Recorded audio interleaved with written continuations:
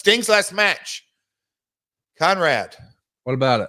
I just want to, yesterday morning, yeah, I was trying to get my days right.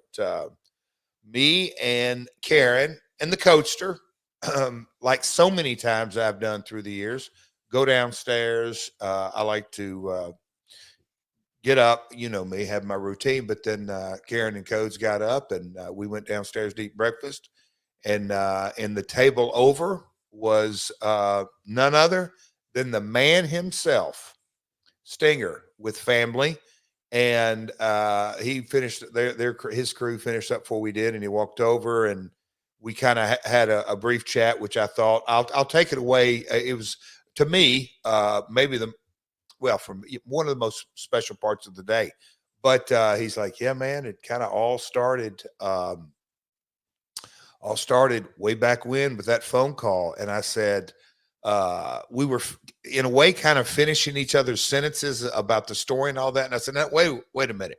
I want to make sure I hear it from you. Now, how did it go? Like that phone call? And he said, oh man, he said, I'll never forget it because there were 4 of them in the team and a guy dropped out. This is a little story behind the story of the, whatever it was called, Power Force Team USA. Power Team USA or some shit. Yeah, Rick Bassman had put them together. And so one of the guys had fallen out, and he knew Jim Hellwig, as we know, later became the Ultimate Warrior. But they called Jim and said, hey, man, we got to round out this team. Are you interested? And did you know that Jim had come across country from California and had trained in a barn, and Ole Anderson was involved and a couple others, and it was an ugly sight? Were you aware that Hellwig had a quick training session or a camp or whatever that went south, and he backed out? Or not backed out, he quit, or it didn't work out. It was a disaster on both ends. Were you aware of that? I had heard something similar to that. I think Ken Shamrock had a similar story too. Okay, I didn't know that. So anyway, Hellwig goes back to Southern California. They're all kind of in the bodybuilding scene. And Stinger tells that story that a guy dropped out, and he calls him. He's, oh man, I've always wanted to be a professional wrestler. I didn't think I'd ever get an opportunity. So yeah, I'll do it. So they get them. They do the 4 pictures. They sent it to Japan. They sent it. Now this is 84, 85, and they were in the middle of wrestling camp when they sent out all these photos. And he said they sent it to every territory, even Japan territories.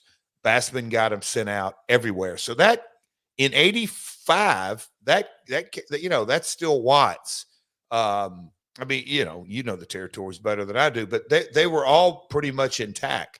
Sent them everywhere. No phone calls. They get a call from Jarrett. He picks up the phone, hard line, and he tells Hellwig, go in the other room, and he picked up the phone on the hard line. So they're both on hard lines. That's all that existed during those days, I guess. But anyway, they're having the conversation, and Sting did a pretty good Jarrett impersonation. And went through and said, boys, I just can't take all 4 of you, but I am interested in 2. And he said both of them got nervous, like, oh God, which 2 are you talking about? And he said the 2 on the left. And Conrad, when he said that, I pulled up our tweet, the My World tweet, with the photo.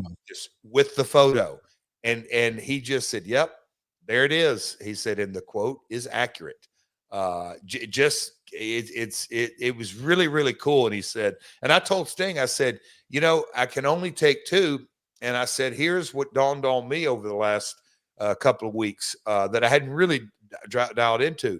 Our territory was built around bring in monster heels and feed them to Lawler.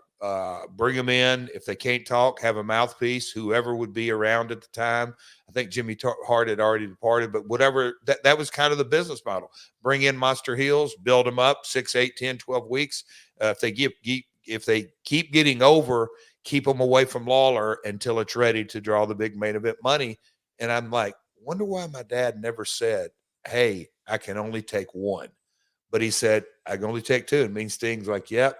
how things worked out. And so that was a cool moment at the Marriott breakfast. And anyway, it was really, really special. And then obviously all through the day, and Greensboro Coliseum, I have watched many a basketball game on television in that. It's one of the first, to me, historians will know better than me, but it's one of the really first big Coliseums that's just gigantic. My God, it was Ricky Morton always said it best, sold out, hanging from the rafters. But it was jam packed, and I was reminded yesterday from a couple of different folks. Scotty Too Hottie was one of them. That Greensboro Coliseum is where the old Double J and Tennessee Lee, but Double J got on stage and sang with Sawyer Brown at a WWE pay-per-view back in the late 90s. Anyway, a couple of different things. I guess I wrestled China in that building at a TV taping, but just kind of going through the history of the building. But it all started on the conversation of Rick and Sting at the Clash, and with JR in the house, and obviously Shivani in the house. And when you looked around, Connie, it was the wrestling fan in me and so many others. You just couldn't help it come out of you. Steamboat, Nikita, David Crockett, which did not get to. He was not around anyway. I didn't get to say hello to him. I regretted that, but it was a very, very cool, surreal day, an incredible night of wrestling. But I'll still say, it's very, very hard to really wrap your head around. That was a once in a lifetime opportunity, just because of that. He started on TBS late 80s, and he got to finish. It is such an incredible full circle with the boys in the ring. All right, Conrad, we are both on this podcast. Enough about me, and I may pick up, but what did you think of the evening? I want to hear about you and Eric's thing for the My World listeners. Conrad and Eric did a YouTube. We got to do that one time. Y'all did a YouTube. Anyway, take it away, pal. How'd it go? We did a pre-show and a post-show with Eric, sort of previewing Sting's last match and then getting Eric's take on the entire card. A total of 11 matches, including the pre-show, including yourself. You guys were out there, and man, it was a small army. I think counting the referee, there were 15 people involved in that first match. How difficult is it to put together a match with that many moving parts? Not easy. Not easy at all. What you just said, it's a lot of moving parts in so many directions, and so you try to highlight everybody. But obviously, my favorite spot was the 6-person strut. Well, 7 count Sanjay, so all of us strutting in unison. Do you like that, Connie? Is it true that Do-Rag Dutt is back? Because I saw a rumor online that Do-Rag Dutt was back, and I didn't know. The private party just threw him an outfit for the night. It was in honor of private party, and so he was just trying to get us all to gel together as a team. And my man Willie Mack just oozes charisma. But and what a fun guy too. If you get a chance to hang out with Willie Mack and Cody's not around, boy, you're gonna hear some fun stories. And Willie Mack can sing a mean version of My World. I bet you didn't know that. I did not know that. He's a big Bree-Woo guy, huh? Oh, and he can play maybe top 5 air guitar that I've ever seen that goes along with Bree-Woo. Wow, how about that? Okay. Yes, sir. That is the story behind the story of the entire day. Willie Mack and the air guitar. Well, I had a lot of fun not only watching Sting's last match, but catching up with you backstage at AEW Dynamite. Sting's last television appearance.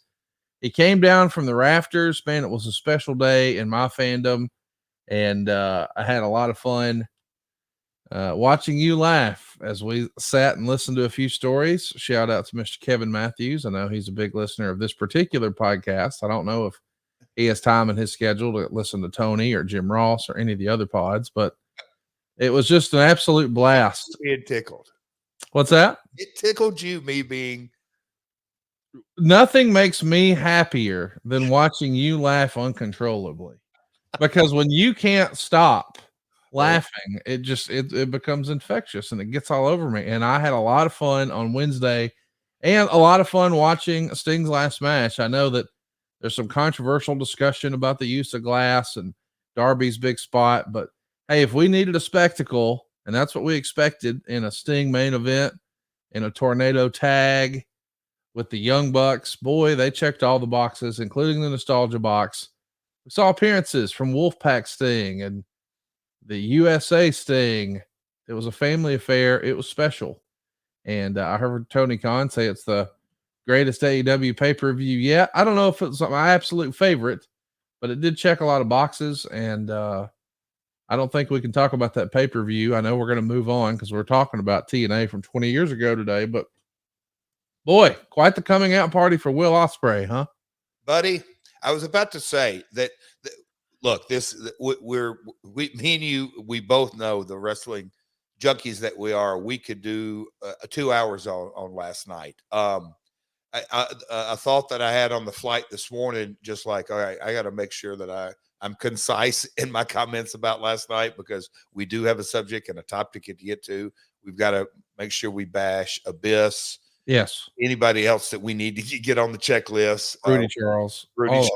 Yes. Yeah. We're not talking football, not going to talk shoes, baseball, not going to talk WrestleQuest. But anyhow, also thought about, this is my creative brain. Conrad, how many top talent that weren't on the show?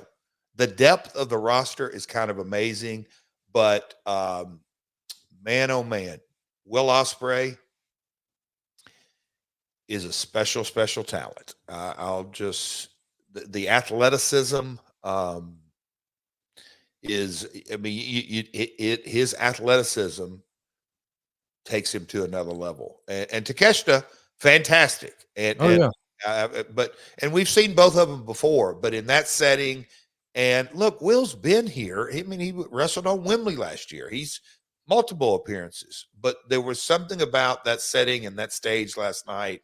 And I'll say just kind of the energy of the match from about, I don't know, the 10, 12-minute mark, Conrad, it bumped up a level. And it's something about those, I don't want to say pay-per-view crowds, but when you have a crowd and where their placement was on the show, the recipe is always there to kind of steal the show. And I don't want to say middle of the card, but he was kind of later. I'm going to get off on times, but anywhere from middle of the card till 2 matches before go home, you're kind of in that scene stealing match vibe.